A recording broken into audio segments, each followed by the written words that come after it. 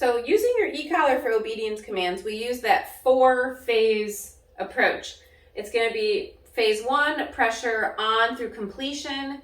So that's going to be pressing and holding your red button. If we're using SIT as the example, it's pressure on until the dog is all the way down. Phase 2 is pressure to 50%. So that's going to be pressure through about halfway, and then you release the button, and then they continue to drop into that command. And then phase 3 is you just use the e-collar pressure. You tap once as you say the command. So it would be SIT, and you just tap the once at the top, and the dog should drop all the way down. And then the last phase is pressure only if you have to repeat yourself, in which case you would just tap if you repeat yourself. So let's go ahead and go through what this looks like for, we'll use sit for an example. Let's go.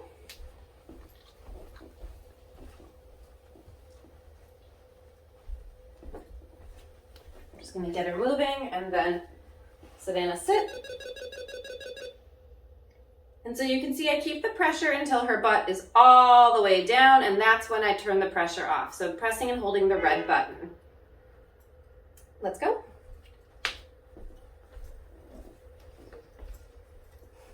Savannah sit. Good.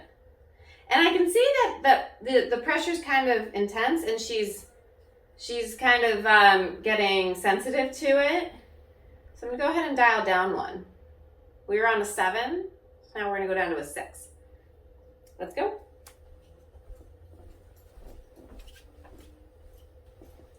Savannah sit. Good. And I'm not gonna dial down any farther from that because I do want her to be completing these commands with some urgency. I don't want dogs to be really relaxed as they sink into a command. I want them to just drop into it and then hold it. Let's go. Savannah sit.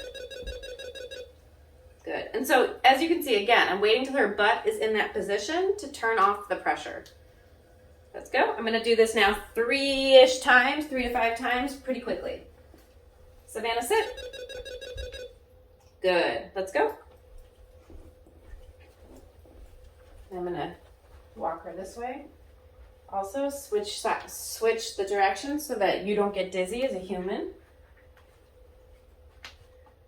Sit. Good. Let's go. Using our little mini leash drills on the forced follow. Sit. Good. Let's go.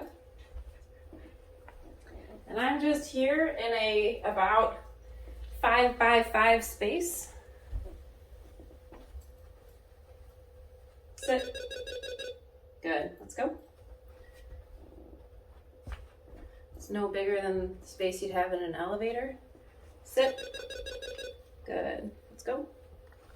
I'm gonna do it one more time. Sit. Good. So now we're gonna move into phase 2, which is pressure through 50%. So when she's about halfway through is when I'm gonna turn that pressure off now, and assume that she'll drop down into it from there. Let's go. Sit. Good. So now the pressure's turning off before her butt touches the ground. Good. Let's go. And this teaches them over time through 4 phases how to avoid that pressure overall. Good girl. No.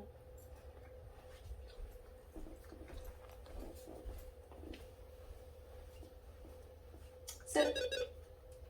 Good. Let's go.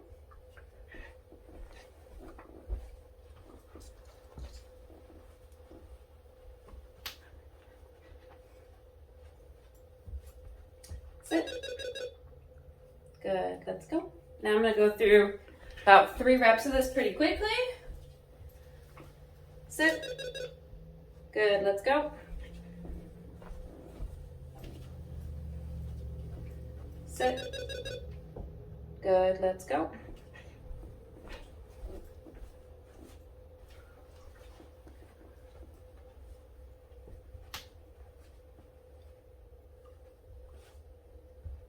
Sit.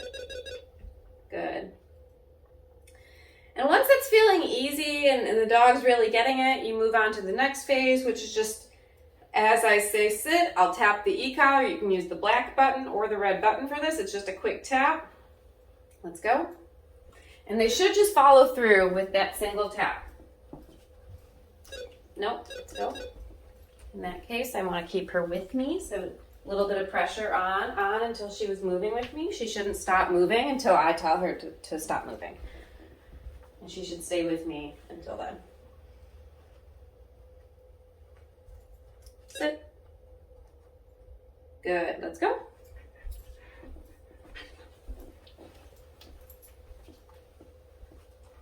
Sit. Good, let's go.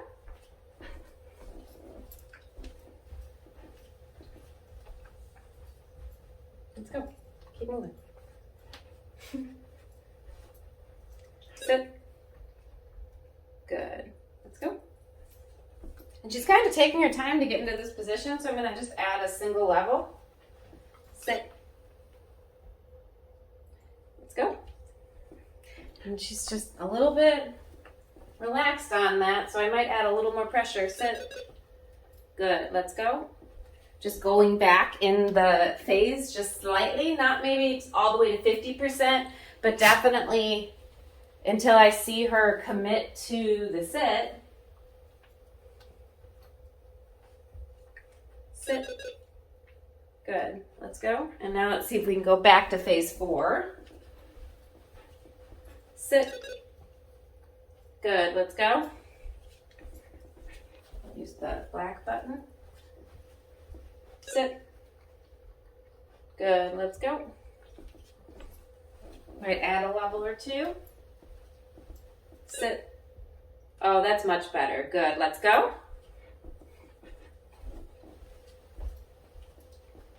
Sit. Good. Yes, I like how much faster she's dropping into that sit when we're in phase 3, which is just the quick tap on the cue, that we just add a couple levels to create a little bit more urgency for her. I like that. That's good. At the slightly lower level, although she's compliant and follows through, she's not getting the sense of urgency that, ooh, I'd like to avoid that pressure. And so just adding a little bit more in that shorter interval helps her continue to prioritize it. So when we're in phase 1 and 2, we're using a level 6. And then when we get to phase 3 and I'm just tapping once, I'm at a level 8 or 9. Let's go. And we're going to do this now quickly 3 times. Sit. Good. Let's go.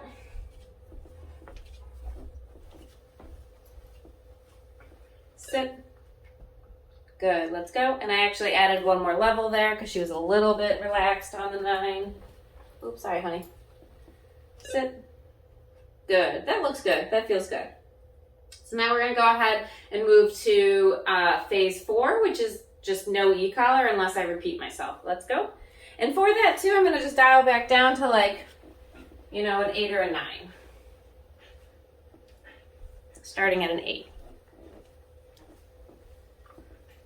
Sit. Good. And as long as she does it and I don't have to repeat myself, we get affection and verbal reinforcement, nice calm affection and verbal reinforcement, and she won't have any e-collar pressure or leash pressure. Let's go. Good. Sit. Good. And you can hear too when I say her SIT, I'm not asking her. It's not a question. There's no hesitancy. It's a very clear, direct command. I'm enunciating it very, very clearly. Let's go. So there's no question in her mind as to what is being asked. The marker and the command is super clear. Sit. Good. My sit and my good and my yeses are always super clear. Everything else can be a little bit loose, but your commands and your markers need to be clear. commands being the word that tells them what position or behavior is expected, and then the marker being your good or your yes, and then your no if you need to use no. Let's go. Let's go also being another command in this exercise. Sit. Good. Let's go.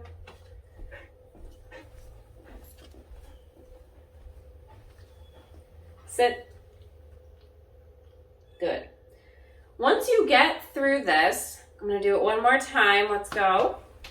Then we move on to the implied stay, and X marks the spot. Sit. Good.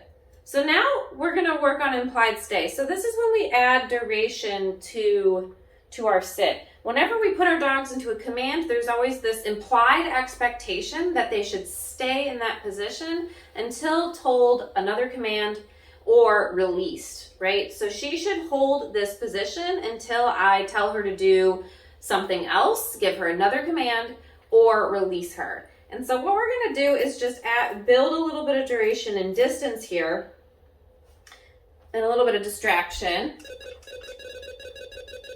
And if she breaks that sit, I just go to pressure on, tapping and holding the red button as I guide her back into that position. She should hold implied stay. You have to stay here until I give you something else to do or release you. And that X marks the spot. So with the implied stay, right, if she scoots around, we have to put her back. If you get up and turn around, we have to put you back. Whatever position I leave you in here is where you have to stay in and hold. Implied stay, X marks the spot, until I give you something else to do or release you. So I'm going to go ahead and do it again. And we should be able to really walk all the way around our dogs. And you should see that they hold that sit position really nicely. Good, a little stress yawn. Or she could be sleepy. You never know. I did wake her up from a nap. She should hold this position, and the most that should happen is her head can turn on that swivel. You see, she just follows me with her eyes and her neck swivels, but her body stays in this nice, solid, kind of comfortably and relaxed sit position.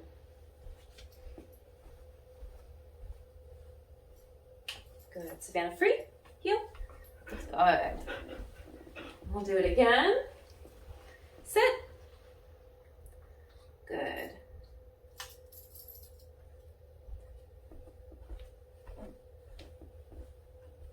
That's good. Good girl. You want to do distance, so walk out away from them, allowing them to break it if they're going to break it. And you'll also want to get really up and close and personal with them. Bump into them a little bit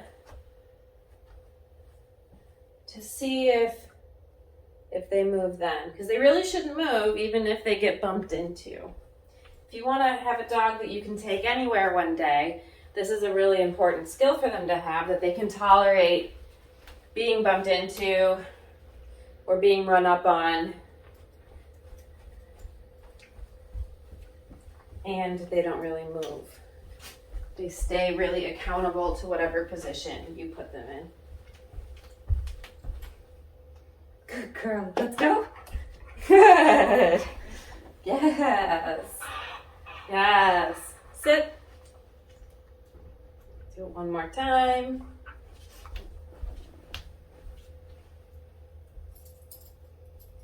Good girl. And now, she's being really good. You can give them that verbal reinforcement.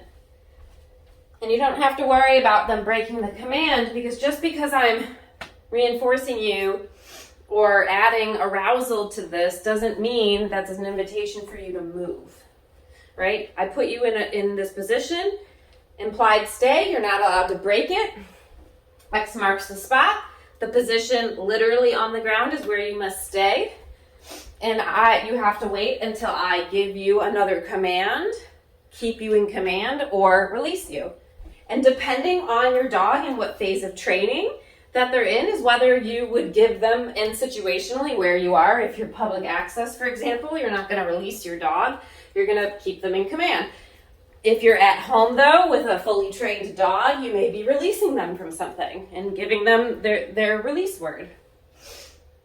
But generally speaking, anytime we put our dogs in a position, there's this implied expectation of stay, hold position for as long as I keep you in it, implied duration. You don't have to build it. You just have to be prepared to reset your dog if they break it as you build your duration. And then distance, the same thing. I don't need to start here and then slowly back up to here and all that. No, if she breaks it, I just pressure on, pressure on, pressure on, shorten the leash and put her back. Just like we did. Not now. No. No.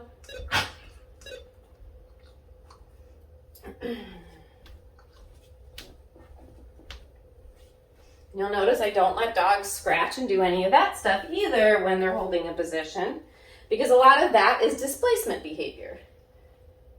We're putting a lot of pressure and stress on her right now. It doesn't look like it, but this is a lot for a dog to sit calmly for, what is going to be like a 20-minute or 30-minute session, and to have these expectations upheld and to hold herself accountable to them without any pressure.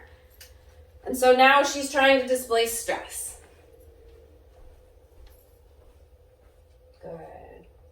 Let's go. Good. So that's how I go through e-collar training for every command, active command that I use. My sits and my downs in particular. It's all 4 phases of e-collar training, and then we need to start adding distance, duration, distractions, and holding them accountable to implied stay. X marks the spot. And maybe she was actually itchy, because now she's scratching. But that's okay.